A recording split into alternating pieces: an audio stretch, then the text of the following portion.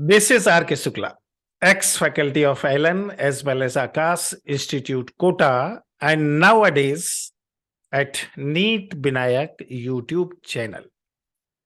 बच्चों, सबसे पहले सभी बच्चों को होली होली का होली को उत्सव की शुभकामनाएं।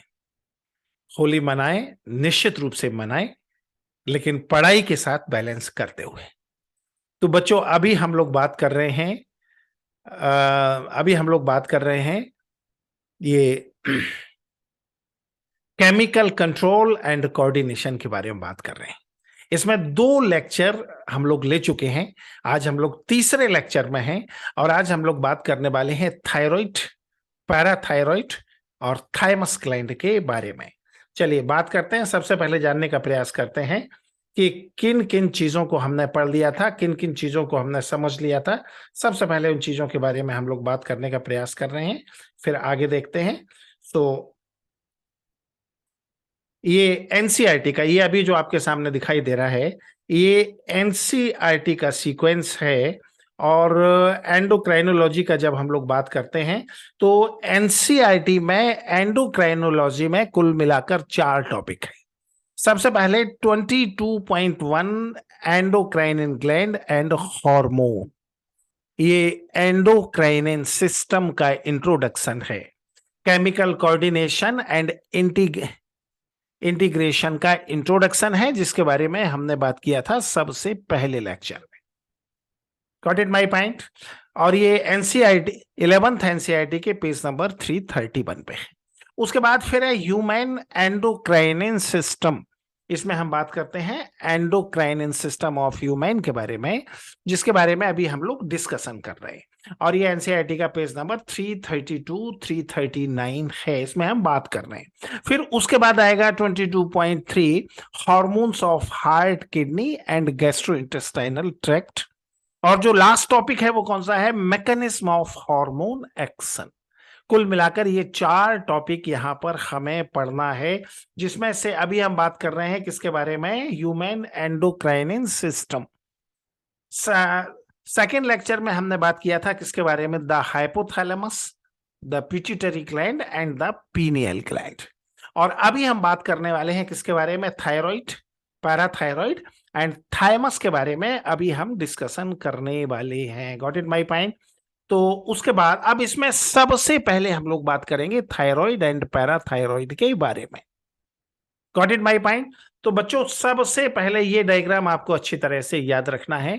और एक बात यहाँ पे अच्छी तरह से एक बात यहाँ पर दिमाग में सेट करके रखना है कि आपके नेक पर, ट्रेकिया और लैरिंग्स के जंक्शन पर, ट्रेकिया के वेंट्रल साइड पर जो कार्टिलेज है उसका नाम क्या होता है? उसका नाम थायराइड होता है।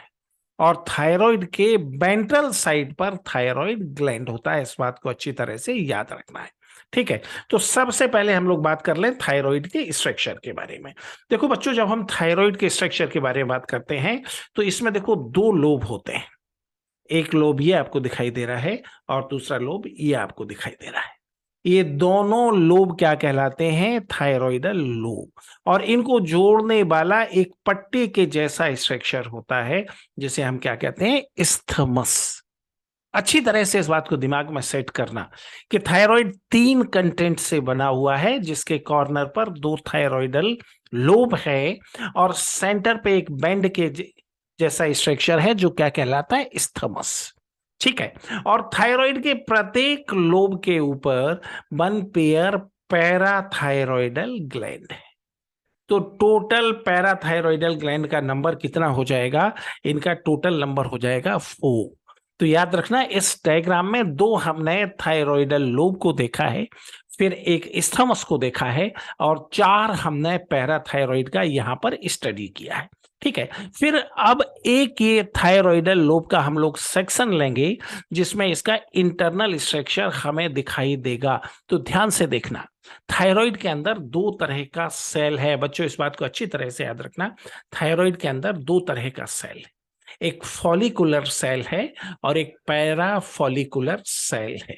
फॉलिकुलर सेल क्या करता है? जो थायराइड के हार्मोन है T3 T4, उन दोनों का सिंथेसिस करता है। और पैराफॉलिकुलर किसको बनाता है? थायरोकैल्सिटोनिन। ठीक है, तो जरा इन सबको हम यहाँ पर समझने का प्रयास कर रहे हैं, जानने का प्रयास कर रहे हैं। तो देखो ये हम जानने का प्रयास कर रहे हैं। देखो इसमें दो तरह का सेल है। ये जो इसमें बना हुआ है ऑरेंज कलर से, ये फॉलिकल्स, ये फॉलिकल्स। फॉलिकल किससे बना है? देखो ये फॉलिकुलर सेल से बना हुआ है। और फॉलिकुलर सेल के बीच में एक कैविटी है। ये कैविटी क्या कहलाता है? ये कैविटी ल्यूमेन कहलाता है। इस बात को अच्छी तरह से याद रखना। फॉलिकुलर सेल के बीच में एक कैविटी है and this cavity is called as lumen. ये कैविटी क्या कहलाता है? ल्यूमेन कहलाता है। ठीक है, दूसरे टाइप का जो सेल है वो पैराफॉलिकुलर सेल है, जो कि यहाँ ग्रीन कलर से बना हुआ है। ये पैराफॉलिकुलर सेल है। अच्छी तरह से इस डायग्राम पे बेटा अच्छी तरह से फोकस करना है। हम किसकी बात कर रहे हैं अभी? हम किसकी बात कर रहे हैं अभी? हम बात कर रहे हैं थायराइड ग्लैंड के स्ट्रक्चरल कंटेंट का। इसमें दो तरह का कंटेंट है। ये बना हुआ है ऑरेंज कलर से, क्या बना है? फॉलिकल, जैसे T3 और T4 हार्मोन। मतलब हम जिनको थायराइडल हार्मोन मानते हैं वो कौन से हैं? T3 और T4 हार्मोन है। ठीक है, तो ये T3 T4 हार्मोन कौन बनाते हैं? ये फॉलिकल बनाते हैं। और फॉलिकल का जो सेंट्रल कैविटी है, this is called as lumen. Got it my point? फिर उसके अलावा ये जो हमने ग्रीन कलर से बनाया, ये क्या है? ये है पैराफॉलिकुलर सेल। ये पैराफॉलिकल्स हैं। और ये किसको बनाता है? ये थायरोकैल्सिटोनिन हार्मोन को बनाता है। थायरोकैल्सिटोनिन के नाम से ही समझ में आता है कि इसका संबंध किससे है? इसका संबंध कैल्शियम के मेटाबॉलिज्म से है। Got it my point? ये कैल्शियम की क्वांटिटी को ब्लड में डिक्रीज करने का काम करता है। जबकि T3 T4 क्या करता है? T3 T4 अच्छी तरह से याद रखना, ये मेटाबॉलिज्म का हार्मोन है। और फॉलिकल और पैराफॉलिकुलर के बीच में एक तरह का लिक्विड होता है, एक तरह का फ्लूइड होता है, जो क्या कहलाता है? स्ट्रोमा कहलाता है। तो यहां पर अच्छी तरह से याद रखना है। मेनली इसमें तीन कंटेंट है, फॉलिकल, फिर पैराफॉलिकल और स्ट्रोमा। फॉलिकल किसको बनाता है? T3 T4 को। और पैराफॉलिकल किसको बनाता है? थायरोकैल्सिटोनिन। अब अगला हार्मोन, अगला डायग्राम, इसको भी बहुत अच्छे से हमें समझना है। इसमें हम बात कर रहे हैं फंक्शन ऑफ थायराइडल हार्मोन। देखो थायरोकैल्सिटोनिन भी थायराइडल हार्मोन है, लेकिन नॉर्मली हम जिसे थायराइडल हार्मोन कहते हैं वो कौन से हार्मोन है? वो T3 T4 है। तो T3 T4 का फंक्शन क्या है, थोड़ा हम जानने का प्रयास करते हैं। एक फॉर्मूला हमने इस्तेमाल किया है, राम। और जैसा कि आपको मालूम है, हमारे फॉर्मूला में केवल कैपिटल लेटर का मतलब होता है। यहां पर ए स्मॉल है तो इसका कोई भी मतलब यहां नहीं है। तो आर का मतलब यहां पर क्या हो जाएगा? RBC formation. आरबीसी फॉर्मेशन में भी थायराइडल हार्मोन पार्टिसिपेट करते हैं। हालांकि इनका मेन काम क्या है? इनका जो मेन काम है वो क्या है? याद रखना, मेटाबॉलिज्म। और आरबीसी किसका मेन फंक्शन है? इरिथ्रोपोइटिन, जो कि किडनी का हार्मोन है। ठीक है, फिर M3, एम में पहला basal metabolic rate. Basal metabolic rate में क्या क्या आता है? एनाबॉलिज्म और कैटाबॉलिज्म। एनाबॉलिज्म मतलब सिंथेसिस, कैटाबॉलिज्म मतलब क्या होता है? Break down. तो प्रोटीन का बनना, जैसे पैप्सिन एक हार्मोन है, पैप्सिन, सॉरी, पैप्सिन एक एंजाइम है, प्रोटियोलाइटिक एंजाइम। उसका सिंथेसिस मतलब एनाबॉलिज्म। फिर उसका ब्रेक डाउन, जब इस्तेमाल के बाद ब्रेक डाउन होगा तो वो क्या कहलाएगा? कैटाबॉलिज्म। तो सबसे पहले ये क्या बनाता है? Basal metabolic rate. फिर दूसरा एम क्या है? Metabolism of glucose, protein and lipid. Glucose के मेटाबॉलिज्म में क्या आएगा? ग्लूकोज से ग्लाइकोजन का बनना और ग्लाइकोजन से ग्लूकोज का बनना। प्रोटीन के मेटाबॉलिज्म में क्या आएगा? अमीनो एसिड से प्रोटीन का बनना और प्रोटीन के ब्रेकडाउन से अमीनो एसिड का बनना। और लिपिड में फैटी एसिड और ग्लिसरॉल के जोड़ने से लिपिड का बनना। ये लिपिड के मेटाबॉलिज्म में आएगा। ठीक है, फिर तीसरा एम क्या है? Maintenance of water and electrolyte balance. कुल मिलाकर हम ये कह सकते हैं कि ये बॉडी के बेसल मेटाबॉलिक रेट को कंट्रोल करता है, ग्लूकोज प्रोटीन और लिपिड के मेटाबॉलिज्म को कंट्रोल करता है, और वाटर एंड इलेक्ट्रोलाइट के बैलेंस को कंट्रोल करता है। मतलब ये पूरी तरह से मेटाबॉलिज्म को कंट्रोल करता है, और ये मेटाबॉलिज्म का हार्मोन है। बच्चों एक बात यहां पे याद रखना, मेटाबॉलिज्म के हमारी बॉडी में सब कई सारे हार्मोन हैं जो हमारी बॉडी में मेटाबॉलिज्म का काम करते हैं। जैसे एल्डोस्टेरोन भी करता है, एड्रिनल कॉर्टेक्स के हार्मोन भी करते हैं, और भी कई सारे हार्मोन करते हैं। बट इन सभी में मेटाबॉलिज्म का जो सबसे मेन हार्मोन है, मेटाबॉलिज्म का जो सबसे ज्यादा इंपॉर्टेंट हार्मोन है, वो कौन सा हार्मोन है? थायरॉक्सिन है। तो याद रखना, अगर मेटाबॉलिज्म की बात आएगी तो हम थायरॉइड T3 और T4 का ही दूसरा नाम थायरॉक्सिन है। इन दोनों के बारे में हम डिस्कशन करेंगे। बेटा और भी बहुत सारी बातें हैं जो मैं आपको बताना चाहता हूं, जैसे T1 T2 मोनोआइडोटायरोसिन, डाईआइडोटायरोसिन, फिर टायरोसिन का स्ट्रक्चर भी मैं आपको बताना चाहता हूं, फिर मैं T3 T4 का सिंथेसिस भी आपको बताना चाहता हूं। लेकिन बेटा ये सब एनसीईआरटी में अब नहीं है, और अगर ये एनसीईआरटी में नहीं है तो इन बातों को तैयार करना मतलब वेस्टेज ऑफ टाइम। ठीक है, क्योंकि स्ट्रिक्टली हम लोग एनसीईआरटी को लेकर चल रहे हैं। ठीक है, चलो अब यहां से हम आगे बढ़ेंगे और फिर हम देखते हैं, यहां से आगे और समझने का प्रयास करते हैं। यहां तक हम पहुंच गए, अब यहां से आगे बढ़ो। अब थायराइड के डिसऑर्डर, बहुत सारे क्वेश्चन इसके ऊपर बनते हैं, बहुत सारे क्वेश्चन इसके ऊपर बनते हैं, डिसऑर्डर ऑफ थायराइड। अब देखो बेटा, हमें अच्छी तरह से मालूम है कि अगर कोई डिसऑर्डर थायरोक्सिन की कमी के कारण होगा तो हम उसे क्या कहेंगे? हाइपोथायरॉइडिज्म। अच्छी तरह से यह बात याद रखना कि अगर थायराइड की कमी है, बड़े अजीब अजीब से सिम्टम है। अगर थायराइड की कमी है और बहुत ज्यादा कमी है तो बेटा याद रखना, गजब मेमोरी लॉस होता है। कैसा मेमोरी लॉस होता है? कभी आप आपका नाम भी भूल जाओगे। कोई आपसे पूछेगा कि आपका नाम क्या है, और इंस्टेंटली आपको नाम याद नहीं आएगा। आप कहाँ रहते हो, आपका शहर कौन सा है, आपके माता पिता कौन से हैं। अगर एक्सक्लूसिवली हाइपोथायरॉयडिज्म है तो ये सारे सिम्टम आपके सामने होंगे, लेकिन ये टेम्परेरी हैं। अगर आप थायराइड को मेंटेन कर लोगे तो ये चीजें मेंटेन हो जाएंगी, और दिन भर आपको भूख लगेगी, वजन आपका बढ़ना शुरू हो जाएगा, हैवी कॉन्स्टिपेशन होगा, और आपकी नींद उड़ जाएगी। हमारे बॉलीवुड की अगर अगर मैं बात करूं तो बहुत सारे ऐसे गाने हैं, बहुत सारे ऐसे गाने हैं कि नींद उड़ जाए तेरी, नींद में सोने वाली। अब ये बॉलीवुड वाले बेचारों ने साइंस पढ़ा नहीं था। अगर मैं इस गाने को लिखता तो मैं कुछ ऐसा लिखता, थायरोक्सिन उड़ जाए तेरा। अगर थायरोक्सिन कम हो जाए तो नींद तो उड़ी जाएगी, याद रखना, नींद नहीं आएगी, कॉन्स्टिपेशन रहेगा, कई बार बाथरूम जाएगा लेकिन फ्रेश नहीं हो पाएगा, अपना खुद का नाम भूलने का खतरा रहेगा। अगर कोई बच्चा अचानक से, जो बहुत इंटेलिजेंट बच्चा था, उसका परफॉर्मेंस गिरने लग जाए, बच्चों ये बात याद रखना, तो उसे सबसे पहले थायराइड का टेस्ट करवाना चाहिए। दूसरा, जो थायरोक्सिन का एक बहुत इंपॉर्टेंट फंक्शन है, सेक्सुअल एक्टिविटी। अगर किसी भी एज में आपको ऐसा लगता है, फीमेल के केस में मेंस्ट्रुएशन साइकिल का डिस्टर्ब होना, मेल के केस में इरेक्टाइल डिसफंक्शन होना, कॉपुलेशन के टाइम का कम होना, अगर ऐसा कोई भी सिम्टम आपके सामने आता है तो बच्चों याद रखना, सीधे पैथोलॉजी पर जाना है, T3 T4 टेस्ट कराना है। ठीक है, और जो सस्ते मार्केट में जो दुकान खोलकर बैठे बैठे हैं सेक्स की, बेटा उनके पास नहीं जाना है, नीम हकीम खतरे पे जान। एक बात याद रखना, मेडिकल साइंस में सेक्सोलॉजी जैसा कोई ब्रांच नहीं है। सेक्स से संबंधित जितने मामले हैं वो एंडोक्राइनोलॉजी में आते हैं, और उसमें भी 99% थायरोक्सिन पे आता है।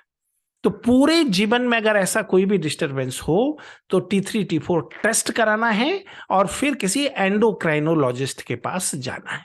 चलिए बात करते हैं। हाँ, अब यहां पे देखो, अगर यहां पर एक फॉर्मूला हमने लिया है, सीएम है गधा, पैग लेता है। बेटा इसको दिल पे मत लेना, अगर किसी परिवार में कोई सीएम है तो भी दिल पे मत लेना, और अगर आप आपके सीएम की इज्जत करते हैं तो भी इसे दिल पर मत लेना। सीएम है गधा, पैग लेता है। अब सीएम है, गधा, गधे में जी हमने कैपिटल लिखा है, एडीएचए कैसा लिखा है, स्मॉल लिखा है। तो यहां पर एडीएचए का कोई मतलब नहीं, हमारे फॉर्मूला में केवल कैपिटल लेटर का मतलब होता है, स्मॉल लेटर का कोई मतलब नहीं होता। तो सीएम है गधा, ठीक है। ये सीएम है गधा, ये हाइपोथायरॉयडिज्म है।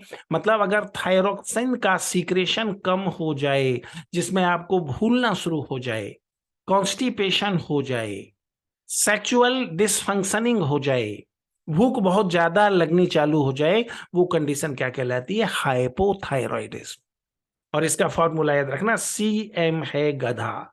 और हाइपर थायरॉयडिज्म, जिसमें बार बार आपको दस्त आएगा, लूज मोशन रहेगा, बॉडी वेट कम होगा, अगर ऐसा, और ये मत समझना कि इसमें मेमोरी बढ़ जाएगी, बढ़ेगी नहीं, मेमोरी नॉर्मल रहेगी, सेक्सुअल डिसफंक्शन इसमें भी रहेगा। तो उसका फॉर्मूला है पेग लेता है। तो अच्छी तरह से याद रखना, सीएम है गधा, ये हाइपोथायरॉयडिज्म मतलब थायरोक्सिन का सीक्रेशन कम होना, और पेग हाइपर थायरॉयडिज्म। अब यहां सी का मतलब क्या है, किरेटिनिज्म। क्या मतलब है, किरेटिनिज्म। अगर प्रेगनेंसी के दौरान मदर में थायरोक्सिन का सीक्रेशन कम है, तो जो बीमारी होता है वो क्या कहलाता है, किरेटिनिज्म। इसमें बच्चों में बौनापन तो होता ही है, लेकिन बौनापन के अलावा मेंटली भी रिटायर्डेड बच्चे होंगे। एम फॉर मिक्सोडीमा, एडल्ट में होने वाली बीमारी है मिक्सोडीमा। और HAI मीन्स हॉशीमोटो और ऑटो इम्यून डिसऑर्डर। अगर थायरोक्सिन की कमी हद से ज्यादा है, तो उस केस में क्या होगा कि जो थायराइड, जो फॉलिकल सेल है उनका, फॉलिकल सेल अभी हम पढ़ कर आए, जो फॉलिकल सेल है, फॉलिकल सेल का जो लाइसोसोम है एक्टिव हो जाएगा, जिससे फॉलिकल सेल की डेथ स्टार्ट हो जाएगी। इसे कहते हैं थायराइडल सुसाइड। और जी फॉर ग्वाइटर घेंघा।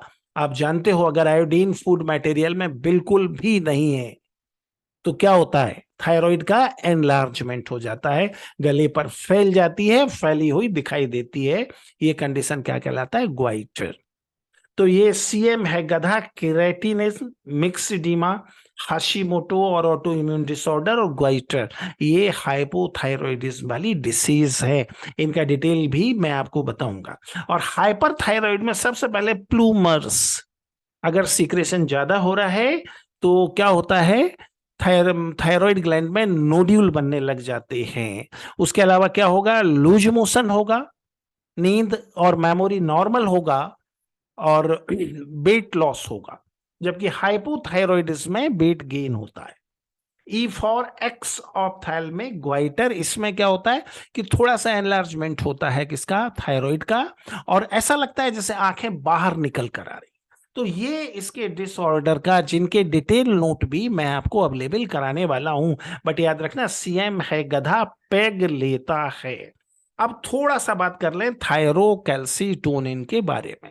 एक फॉर्मूला याद रखना, ABCD-T।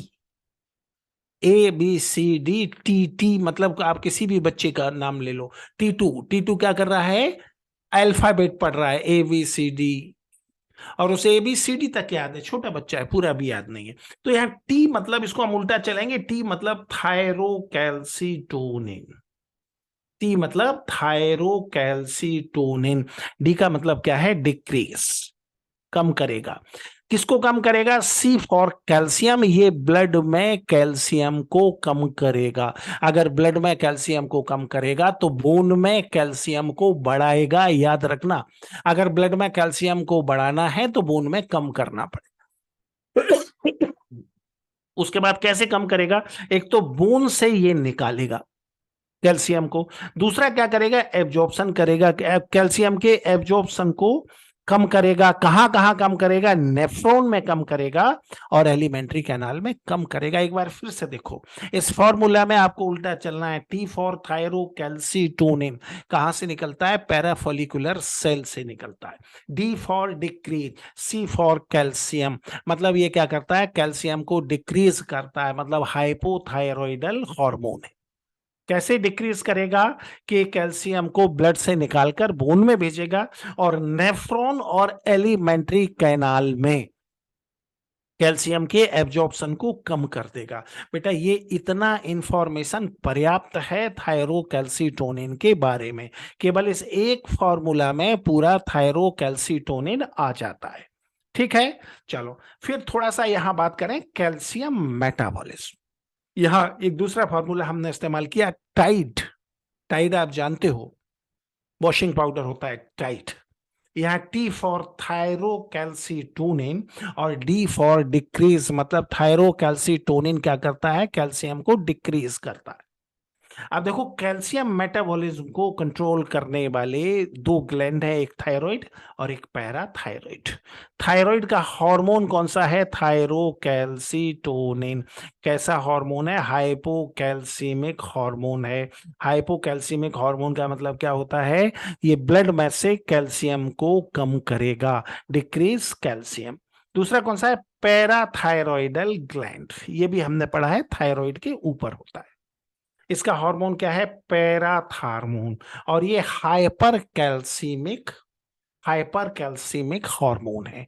मतलब ये ब्लड प्लाज्मा में कैल्शियम को बढ़ाएगा।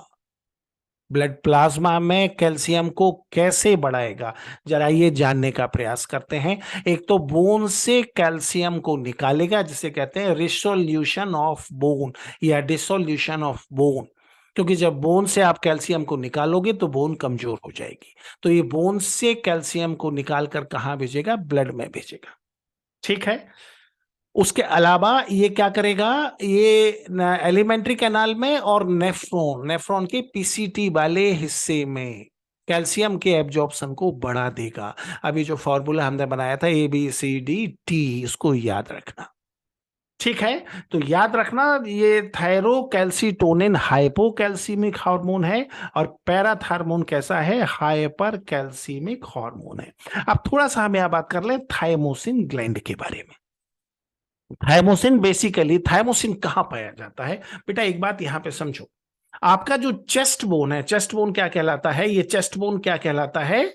चेस्ट बोन के ठीक नीचे क्या है? लंग्स। ठीक है, चेस्ट बोन के ठीक नीचे क्या है? लंग्स।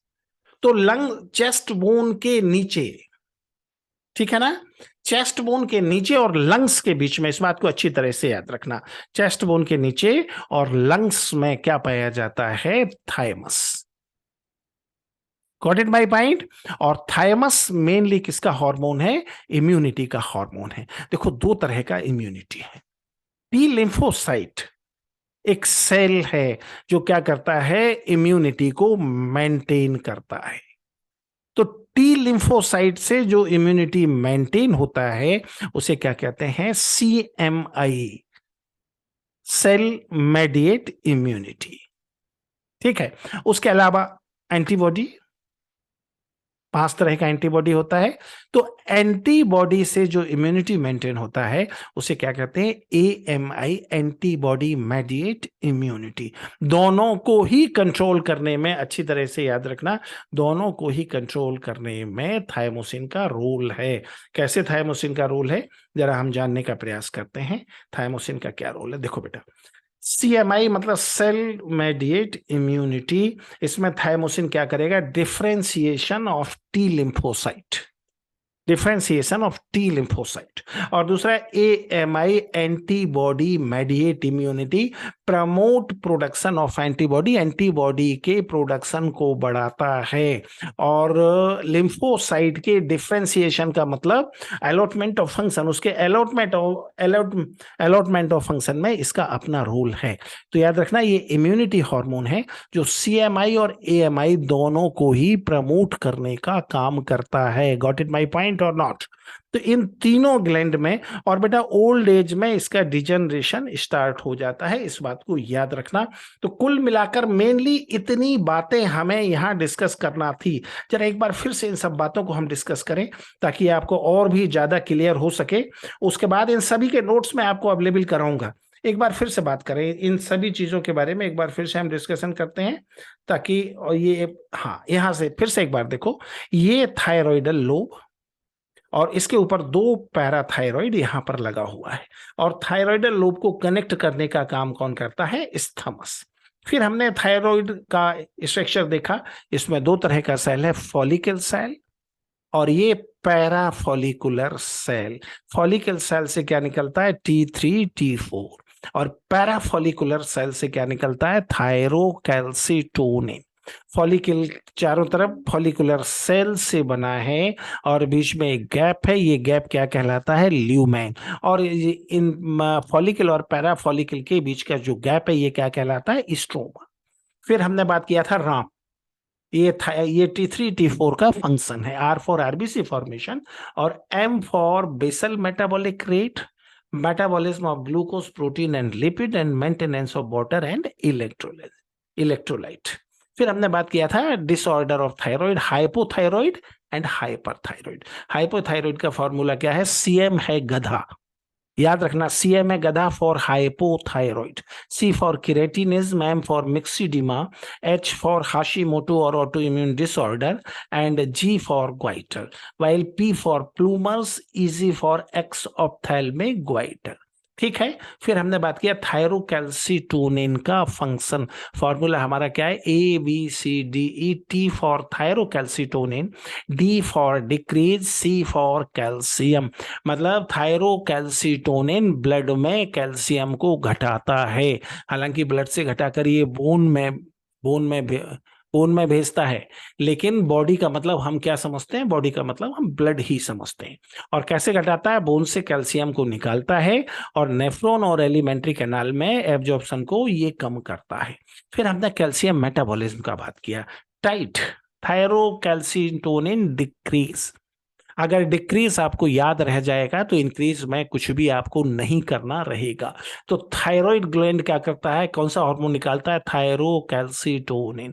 कैसा हार्मोन है? हाइपोकैल्सिमिक, ब्लड में कैल्शियम को डिक्रीज करता है। पैराथायराइड ग्लैंड क्या निकालता है? पैराथार्मोन। कैसा हार्मोन है? हाइपर कैल्सिमिक, और ब्लड में कैल्शियम को इंक्रीज करता है। और अगर थाइमोसिन की बात करें तो ये CMI और AMI, CMI मतलब सेल मेडिएट इम्यूनिटी, सेल का मेडिएट का यहाँ पर क्या है? B और T लिम्फोसाइट, तो इसमें ये डिफ्रेंसिएशन ऑफ T लिम्फोसाइट में पार्टिसिपेट करता है। और AMI में क्या करता है? Antibody mediate immunity. ठीक है, तो ये मेनली इसमें समझने का बात था। अब थोड़ा सा बात हम कर ले यहाँ पे ये डिसीज के बारे में, केराटिनिज्म, या इसका दूसरा नाम क्या है? थायराइडल द्वार। ठीक है, कॉजिंग फैक्टर इसका क्या है? Hypothyroidism during pregnancy of mother. मतलब प्रेगनेंसी के दौरान अगर मदर में हाइपोसिक्रेशन ऑफ थायरोक्सिन है तो क्या होगा? बच्चे को होगा केराटिनिज्म। और इसमें क्या होगा? डिफेक्टिव डेवलपमेंट और मेल न्यूट्रिशन और and maturation of grow baby leading to stunt growth, cretinism, बौना रहेगा, मेंटल रिटार्डेशन रहेगा, लो IQ रहेगा, एबनॉर्मल स्किन रहेगा और डीप म्यूटिज्म रहेगा, सुन नहीं पाएगा। ठीक है, फिर उसके बाद थोड़ा सा यहाँ पे हमने बात किया किसके बारे में? हाइपोथायरॉयडिज्म में। और क्या होगा अगर मैं हाइपोथायरॉयडिज्म की बात करता हूं? हाइपोथायरॉयडिज्म में थोड़ा सा यहाँ पर क्या होगा? डाइजेशन अगर हाइपोथायरॉयडिज्म है तो कॉन्स्टिपेशन होगा, और अगर हाइपरथायरॉयडिज्म है तो कैसा होगा? लूज मोशन होगा, sleep, loss of sleep and hyper में नॉर्मल होगा। तो ये सारी बातें हमने बेटा डिस्कस कर लिया है, हमने इनके बारे में डिस्कशन कर लिया है। ठीक है ना, हमने इन सभी के बारे में डिस्कशन कर लिया है और इसका नोट्स आपको मिल जाएगा।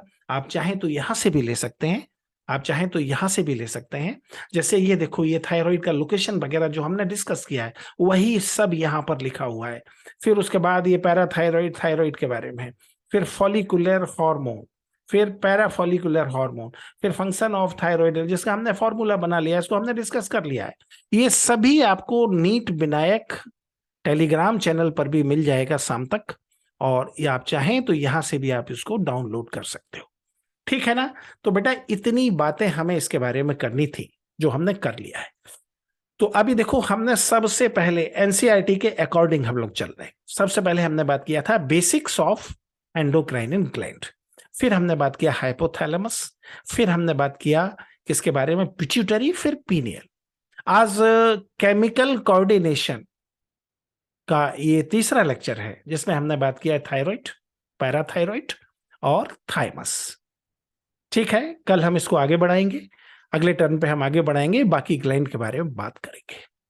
अगर अभी तक आपने मेरे चैनल को सब्सक्राइब नहीं किया है तो सब्सक्राइब करें, शेयर करें और अच्छे अच्छे कमेंट करें। हाँ, एक बात और, अगर कुछ ऐसे बच्चे आपके कांटेक्ट में हैं जिनके लिए कोचिंग को अफोर्ड करना पॉसिबल नहीं है, तो उन बच्चों तक मेरा चैनल निश्चित रूप से पहुंचाए ताकि सभी को एजुकेशन मिल सके। Okay, all the best. एक बार फिर से होली की हार्दिक शुभकामनाएं। अच्छे से होली मनाएं और पढ़ाई भी मेंटेन रखें। Okay, all the best.